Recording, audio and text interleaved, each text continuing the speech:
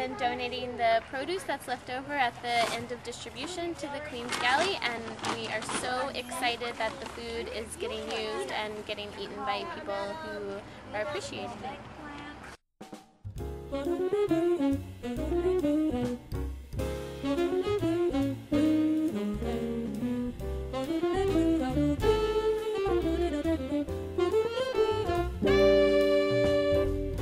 Hi, I live in Ulster.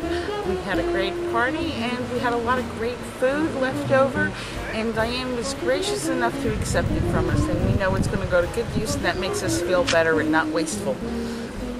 That's it.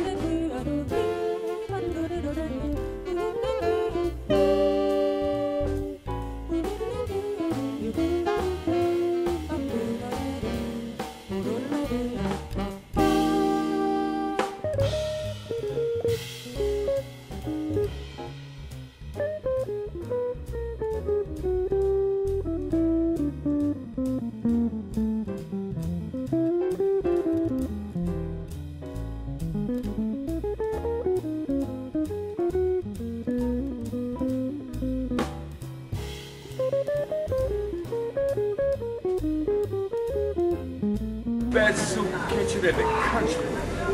Gourmet food. Yeah.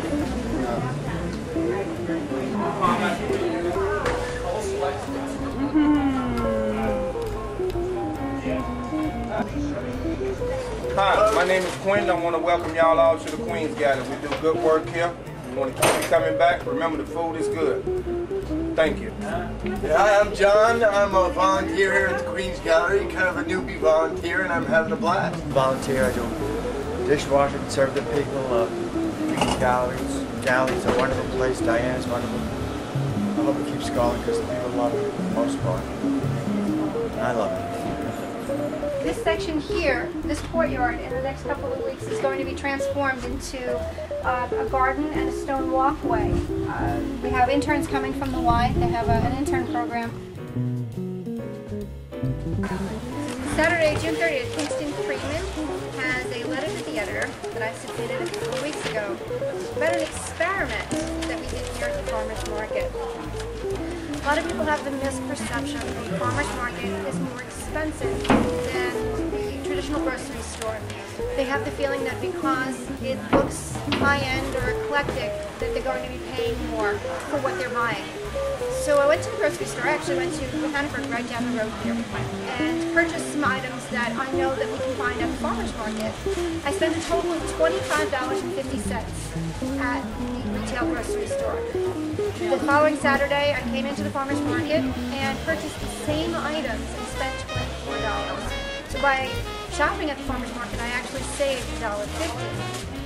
Then the other interesting part to that was the calculated food miles. Food miles are the new buzzword for the foodie community.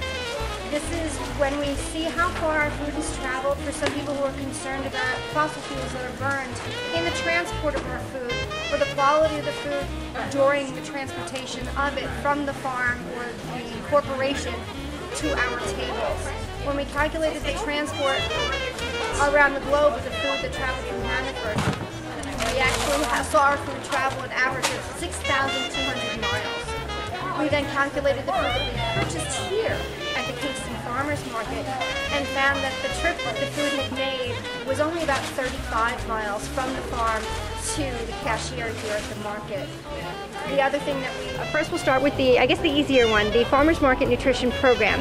That's actually broken up into two different programs. One of them is distributed by the WIC office, Women, Infant, and Children Program, for pregnant mothers and recently, mothers of very young children, children under the age of 5.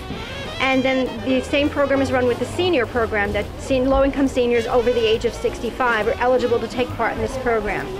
It's seasonal and paper-based. And that's the important thing to remember, that the program itself issues coupons, a little coupon book, and each one of the programs issues approximately $20 per household for the program for the entire season.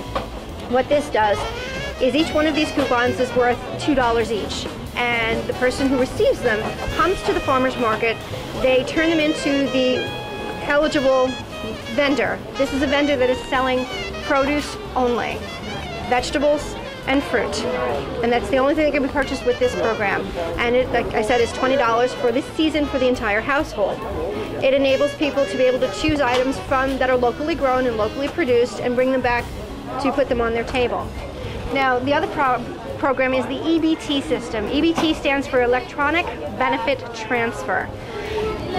To understand that, you have to go back into the history of the food stamp program. The food stamp program itself, when it first was initiated, was supposed to be a supplemental way to put affordable foods, healthier foods, on the tables of low-income people.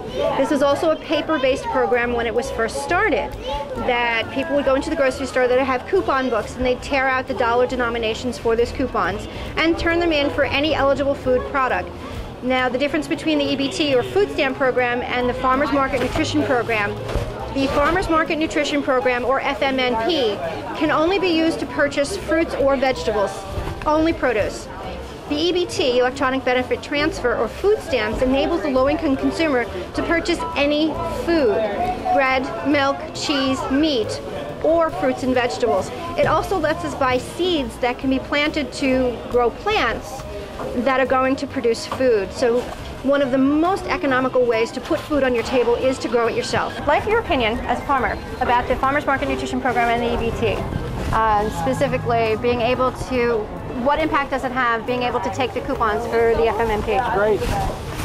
After July 1st, it's probably 60% of our business. Really? In the markets, you know, because of the you know, the way people can come out and buy stuff that they wouldn't normally be able to afford to buy, you know, and it's nice to see people get stuff that, you know, they're going to use for food. The best. It is much cheaper to shop at the farmer's market than it is at your local grocery store.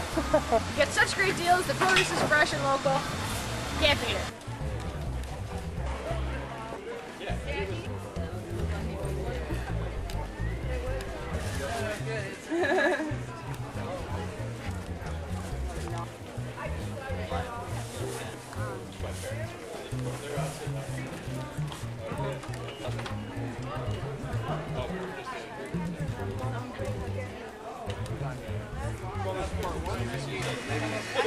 Oh, I know that.